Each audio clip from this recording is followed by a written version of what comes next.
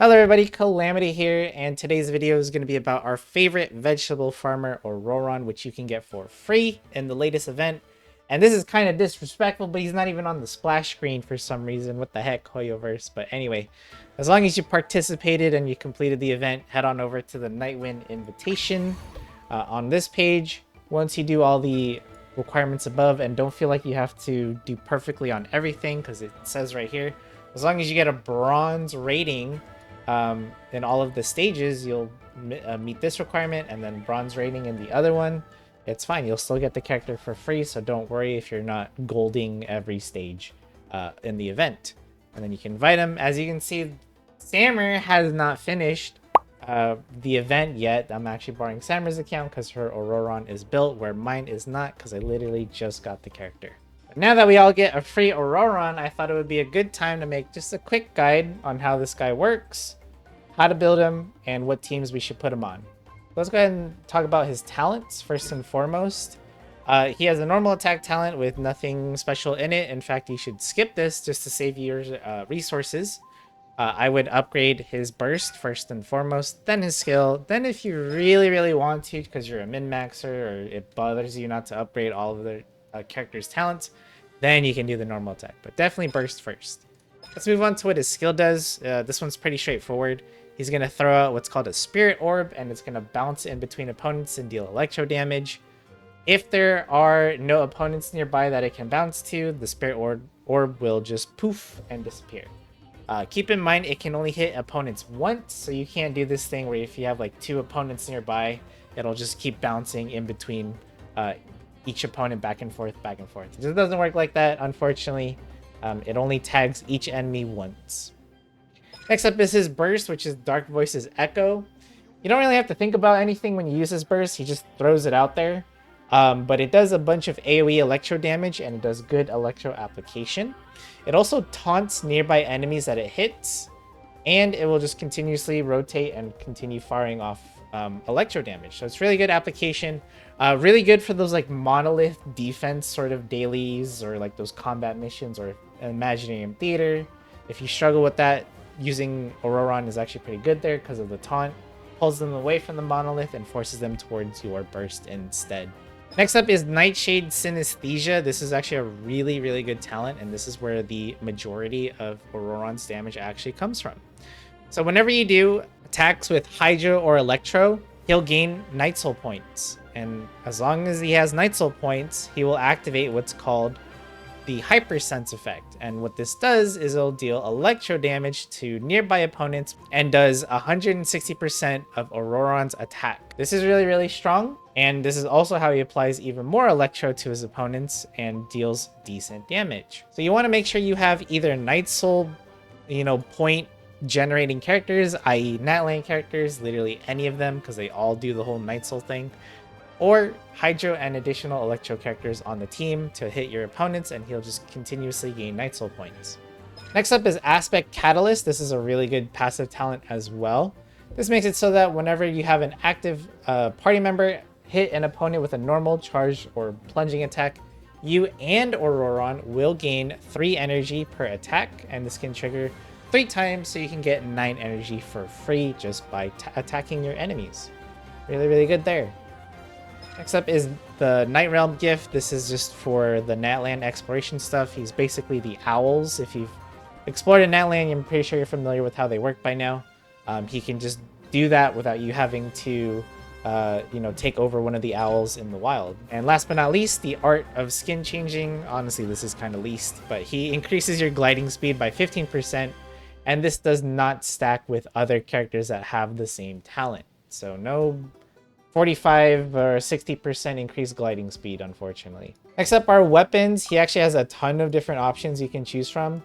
But if you have any of the top DPS weapons like Polar Star, Aqua Simulacra, Thundering Pulse, First Great Magic, etc., these are all great options for him.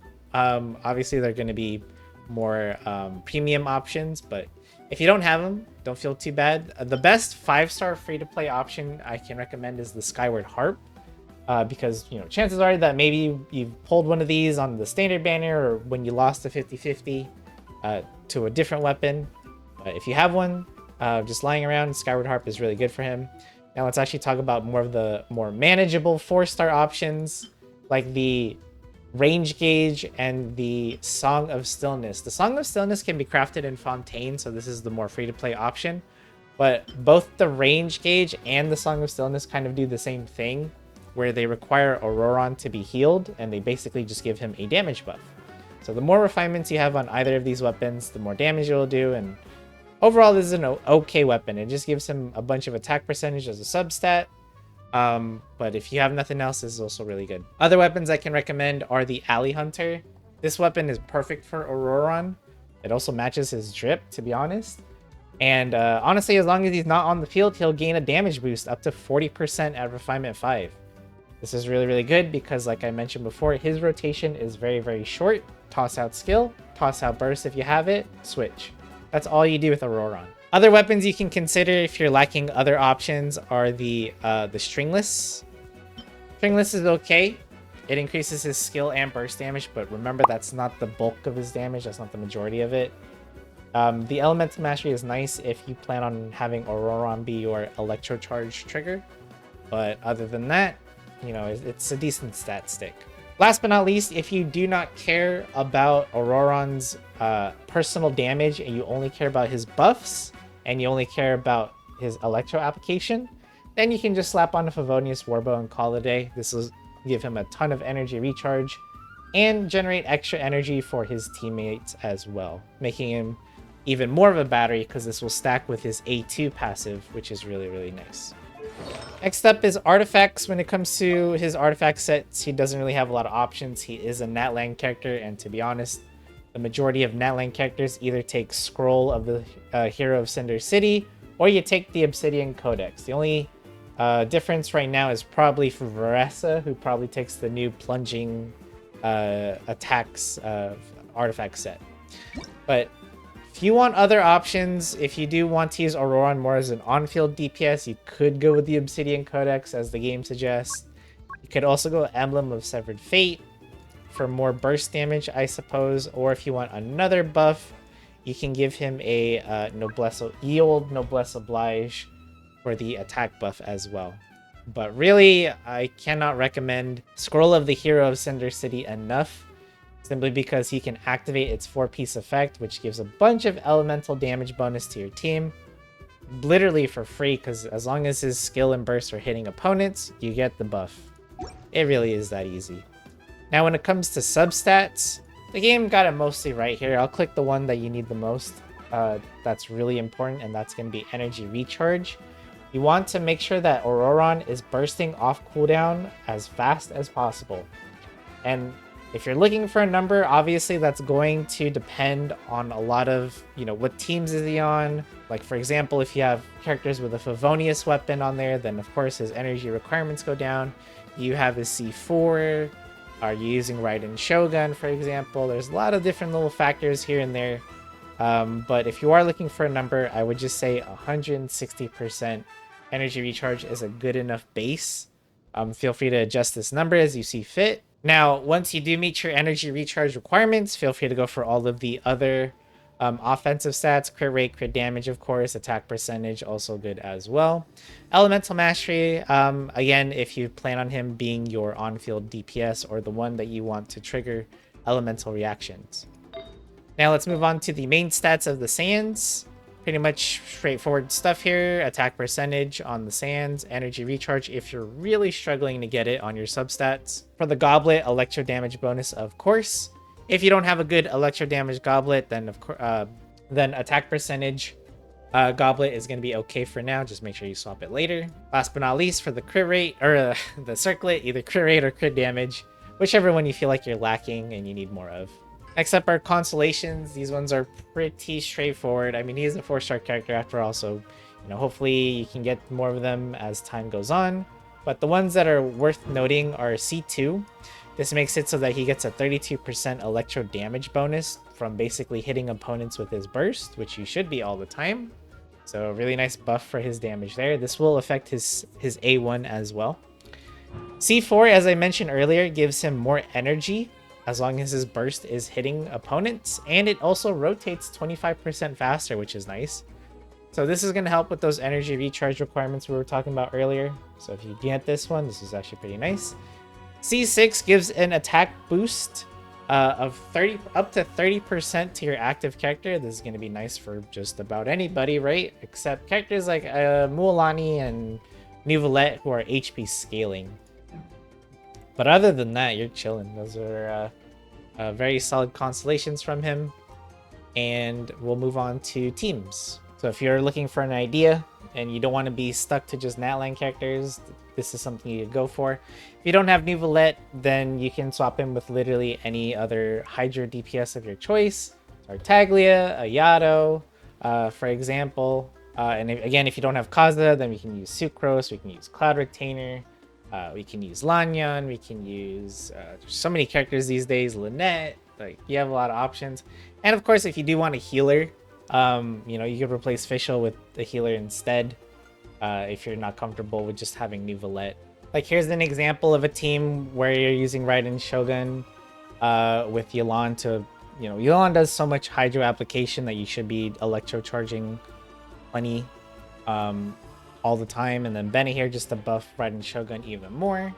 If you want to go that route, of course, you don't have to do that. You can use whoever you want. People love their taser comps, and if you want a premium version of that, you could do something with Kokomi, Ororon, Farina just to buff everyone's damage to absurd levels, especially if you have our constellations. Kazuha, of course, for even more damage and to decrease enemies' resistances. As long as you're okay with Ororon being your sole electro applicator. And honestly, his application is really good.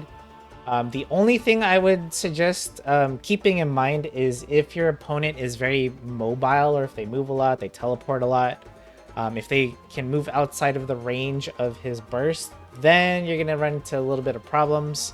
That's definitely one of his weaknesses for sure, but honestly, it just means you got to time your burst better. Just make sure you know, like, hey, is the opponent going to be grounded or stationary for a few seconds? Then right now is a good time to throw out the burst. So that's just something you'll learn as you play the character. So another example of a team you could do with Ororon, even though it's kind of weird, is an electro chart or a overloaded team, excuse me, with Chevreuse, Raiden Shogun, and John Ling. You'd be able to do pretty well with this team, although I would suggest instead of Raiden Shogun, Malvika would probably be the better option here, and then you swap John Ling either for another electro applicator or something, just to proc more overloadeds constantly. But, you know, again, feel free to experiment. Don't just do what I'm telling you to do. I'm just trying to jog your brain here, give you some ideas of what teams you could run. Because again, there's lots of them. Like, even though on paper it sounds like you got to do Natlan characters only, and only Hydro and Electro is only going to work with them. And while that is true, there's actually a lot of characters that fit that criteria. You could also do an Electrocharge team with an Anemo driver instead of having a debuffer like Kazuha if you want. So Chaska will be the main driver here, and then you'll have Ororon with his burst, you know, applying Electro. You'll have Farina with her skill, Sijun with her skill, just out there. They're all applying their elements, and Chaska out there swirling it all, and of course doing her own big damage with her gun. So you have, again, just plenty of options. Try out different teams, try out different characters. Obviously, if you don't have Chaska, Wanderer is an option here. If you have him as well. If you don't have Farina, then we'll use a different Hydro applicator. Sijun is just a healer, so you can easily replace her with Barbara, Kokomi, like I did earlier. I'm just trying to showcase more characters, and a great character overall. So if you have any other questions, feel free to leave a comment down below. I'll do my best to try to answer you. Other than that, though, thank you so much for watching. Hopefully this was helpful to someone out there. Leave a like, subscribe to the channel if you found this content helpful. I'll see you all in the next video, and thank you all so much for watching.